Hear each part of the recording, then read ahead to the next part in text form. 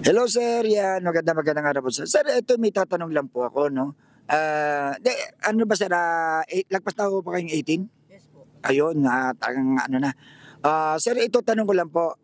Dito po sa investigasyon po ng maanumalyang flood control na kung saan iniimbestigahan na po ng dalawang ng Senado at ng Kongreso. Sa Senado po ito po yung Blue Ribbon, sila po nag-iimbestiga at sa kabila naman po ito yung Kongreso. Kayo po kung papipiliin po kayo, saan po kayo mas magtitiwala sa pag-imbestiga sa flood control?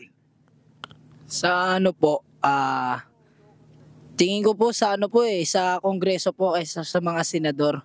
Kasi yung Kongreso po, marami na po silang nagawa na accomplishment sa mga gumawa rin ng mga corruption sa bansa natin.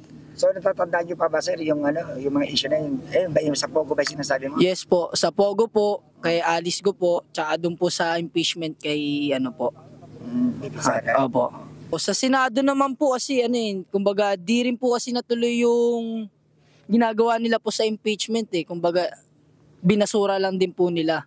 Hindi po nila masyadong pinansin yung pagka-impeach ng vice presidente natin. So kung kayong papipiliin ngayon sir, mas gugustuhin niyo ang Congress? Yes po, mas gugustuhin ko po ang Congress, sir.